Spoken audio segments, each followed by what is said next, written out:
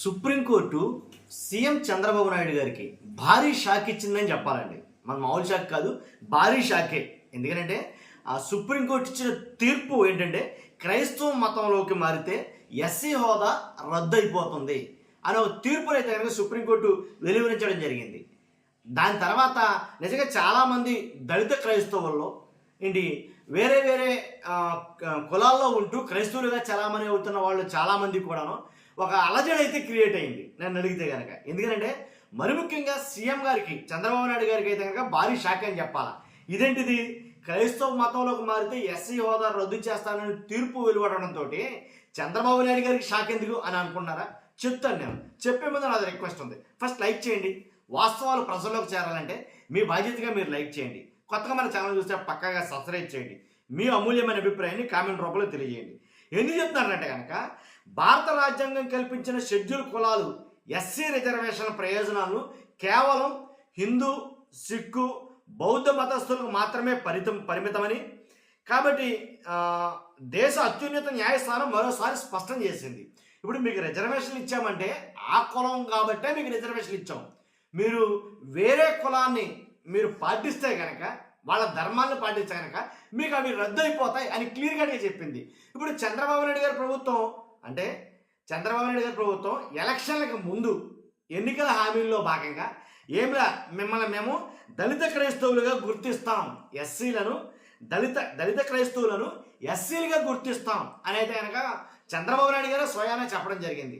ఎవరైతే అంటే దళితులుగా ఉంటూ క్రైస్తవులుగా చలామణి అవుతున్న చాలామందిని కూడా దళిత క్రైస్తవులను ఎస్సీలుగా గుర్తిస్తామని అన్నారు. మరి గుర్తిస్తామన్నప్పుడు వాళ్ళకి మరి తీర్పు బ్రేకింగ్ నన్ను అడిగితే కనుక. కాబట్టి అలా కుదరదో, మీరు గుర్తిస్తామంటే ఒప్పుకోము, దీనికంటూ కొన్ని చట్టాలు ఉన్నాయి అని సుప్రీంకోర్టు ఒక చట్టాన్ని పాస్ చేస్తుంది. ఇప్పుడు ఎట్టి పరిస్థితుల్లో ఎస్సీలే, అర్థమైందా? దళితులే. దళితులు మేము క్రిస్టియన్లుగా ఉంటాం, మేము క్రైస్తవ మతాన్ని స్వీకరిస్తాం అనంటే కనుక కుదరదు.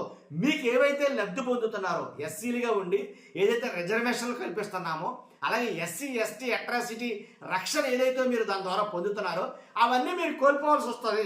మీరు క్రైస్తవులుగా మారాలనుకుంటే కనుక అవన్నీ వదిలేసుకోవాలి అనేది చెప్పడం జరిగింది. దీని మీద అంటే కొంతమంది ఉద్యోగస్తులు కూడా వాస్తవాలు మాట్లాడాలి, నిజం మాట్లాడాలి, తమ్ముడు తనడైన ధర్మం మాట్లాడాలంటాను నేను. చాలామంది అంటే ఎస్సీలుగా ఉన్న చాలామంది క్రైస్తవులుగా కూడా చలామణి అవుతున్నారు. కాబట్టి మీరు అయితే క్రైస్తవులుగా ఉండండి, లేదా ఎస్సీలుగా ఉండండి అని చెప్పేసి కోర్టు తీర్పు, ఆ ఉత్తర్వు యొక్క ఉద్దేశం అర్థమైంది మీకు. కాబట్టి మరి చంద్రబాబు నాయుడు గారి ప్రభుత్వం ఏమో ఎన్నికలకి ముందు నీకు ఎందుకు మేము గుర్తిస్తాం, దళిత క్రైస్తవుల్ని ఎస్సీలుగా గుర్తిస్తామని అన్నారు కంటే కానీ ఇప్పుడు అది పాసిబిలిటీయా? అసలు జరిగే పనే లేదు.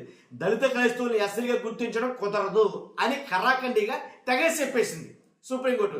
మరి ఇప్పుడు పరిస్థితి ఏంటంటే ఏదో ఇచ్చాములేండి, ఎన్నికలకు ముందు ఏదో మాట్లాడతాం, 1,00,000 మాట్లాడిన అన్నింటిని పట్టించి కూర్చుంటారేంటి, దాని మీద నిలబడి ఉంటామే ఏంటి అని అనుకుంటే కనుక గొడవే లేదు, ఎవరేం చేయలేరు ఇంకా.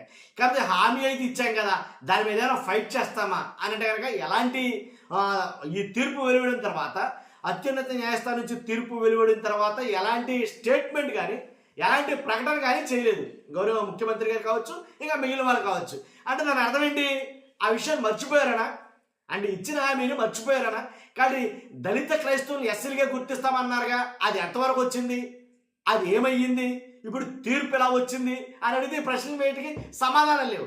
అసలు మామూలుగా ఎప్పుడైతే కోర్టు ఆ తీర్పు వెలువరించో దాని మీద ప్రకటనే చేయరా. ఇప్పుడు చాలామంది ఆలోచిస్తారు, ఎవరో దళిత క్రైస్తవులు అనబడిన వాళ్ళు చాలామంది ఆలోచిస్తారు. కొంతమంది ఏమంటారంటే ఏమో అలా మాట్లాడతారు, దళిత క్రైస్తవులుగా ఉంటే మాత్రం తప్పే ఉంది, ఎవరు చూచొచ్చు, ఈ రకరకాలుగా మాట్లాడతారు. ఏది ఏమైనా కోర్టు తీర్పు అనేది మామూలు విషయం కాదు, అది పక్కాగా అమలు చేస్తారు. ఇప్పుడు కొంతమంది ఉద్యోగస్తులు ఉన్నారు, వాళ్ళకి చాలా ఇబ్బంది పడేది.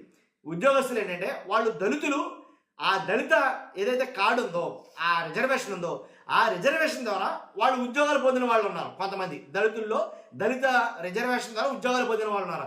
ఆ ఉద్యోగస్తులు ఇటు క్రైస్తవులుగా చాలామంది అవుతున్నారు. మరి క్రైస్తవులుగా చాలామంది అవుతున్న వాళ్ళు ఇప్పుడు క్రైస్తవులుగా ఉండాలంటే కనుక ఆ ఉద్యోగాన్ని వదిలిపెట్టుకోవాల్సి వస్తుంది, ఆ ఉద్యోగాన్ని అవసరమైతే రద్దు చేయాల్సి వస్తుంది. అలాంటి పరిస్థితులు ఏర్పడతాయి. కానీ వీటి వల్ల చాలా అనర్థాలు కూడా ఉన్నాయి నన్ను అడిగితే కనుక.